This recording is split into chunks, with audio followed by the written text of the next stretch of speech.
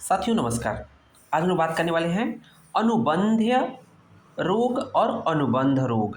इन दोनों में basic difference देखेंगे जो कि विमान स्थान के चरक विमान स्थान के चैप्टर नंबर 6वें का ये 4th पॉइंट है देखा जाए सिलेबस के हिसाब से। ठीक है, अब देखते हैं कि अकॉर्डिंग टू श्लोक के अकॉर्डिंग देखेंगे क्या होता है अनुबंध्य। ध्यान दीजिएगा बेसिक डिफरेंस क्या, आधा आधा ध य है और यहाँ पूरा ध है, अनुबंध्य और अनुबंध।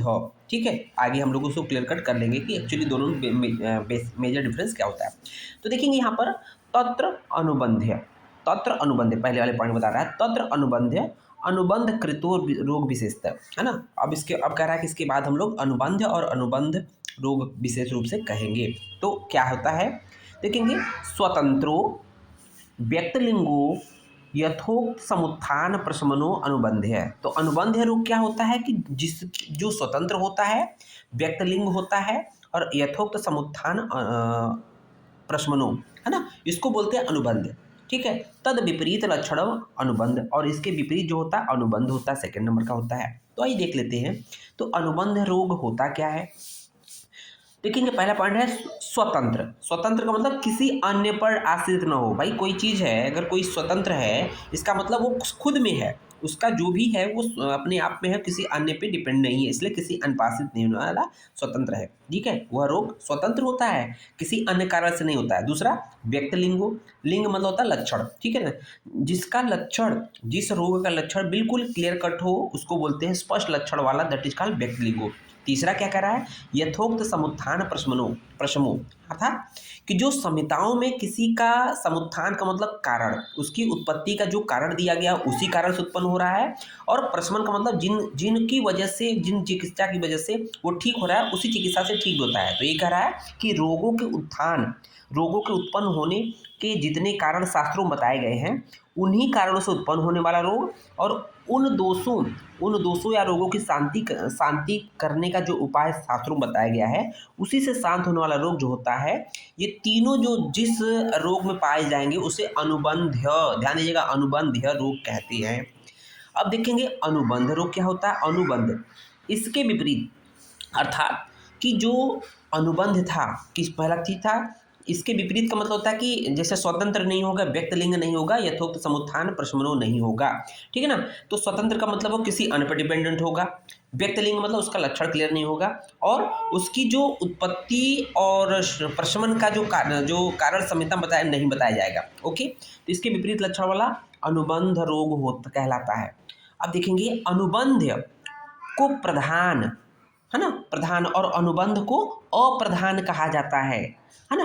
तो मेन डिजीज नेक्स्ट देखेंगे कि अर्थात अनुबंध रोग अप्रधान होने के कारण, जो सेकेंड वाला अनुबंध रोग है वो अप्रधान है ना होने के कारण अनुबंध अर्थात जो प्रधान रोग पर आश्रित होता है। बात क्लियर है।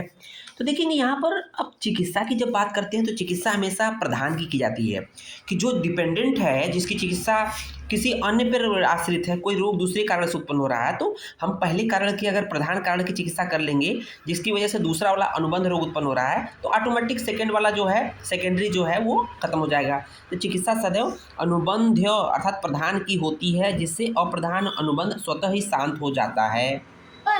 इसके बाद देखेंगे आचार्य चक्रपाणी ने इसको बहुत क्लियर कट कहा है कि आचार्य चक्रपाणी के अनुसार जो है ने उन्होंने अनुबंध और अनुबंध रोग की का सुंदर विवेचन किया है। जैसे शरद ऋतु में क्या होता है, हम लोग जानते हैं जल का अम्ल विपाक होता है। ध्यान दीजिएगा, शरद ऋतु में जल का अम्ल विपाक होता है। तो जो अम्ल विपाक होता है जल का, वो क्या करता है कि पित्त का प्रकोप मुख्य रूप से करता है, क्योंकि अम्ल विपाक है ना, तो पित्त का प्रकोप प्रधान रूप से करेगा, लेकिन साथ ही साथ जो है जल का अम्ल विपाक कफ का कोपक भी होता है, क्योंकि जल है तो जल तो स्वाभाविक रूप से थोड़ा सा कफ भी कोप करेगा, लेकिन प्रधान रूप से पित्त का कोपक है और अप्रधान रूप से कफ का कोपक है। तो हम लोग जानते हैं कि अब इसमें दिमाग सोचना चाहिए कि जल का अम्ल विपाक प्रधान रूप से पित्त का कोपक क्यों है ना। इसके बाद में ऐसा बोला गया क्यों पित्त का प्रधान रूप से कोपक है, क्यों नहीं कफ का कोपक है। तो इसके बारे में देखा गया है कि शरद ऋतु में सूर्य का संताप, देखेंगे शरद ऋतु में सूर्य बहुत तीक्ष्ण होता है, सूर्य का संताप बहुत तीक्ष्ण होता है, मतलब जो तापमान होता है बहुत ज़्यादा होता है, बहुत तेज धूप लगती है, और साथ ही साथ जल का अम्ल विपाक होता है। तो दोनों की वजह से ये दोनों एक साथ मिलकर पित्त को प्रधान रूप से कुपित करते हैं। इसलिए जो है जल का अम्ल विपाक जो है शरद ऋतु में पित्त को प्रधान रूप से कुपित करता है। अब यहाँ पर देखेंगे चिकित्सा किसकी करनी है, चिकित्सा प्रधान की करेंगे कि अप्रधान करेंगे। पहले पता है कि जो प्रधान रूप से कुपित हो रहा है पित्त, उसी की चिकित्सा करेंगे, है ना। क्योंकि किससे करेंगे, तिक्त घृत से करेंगे।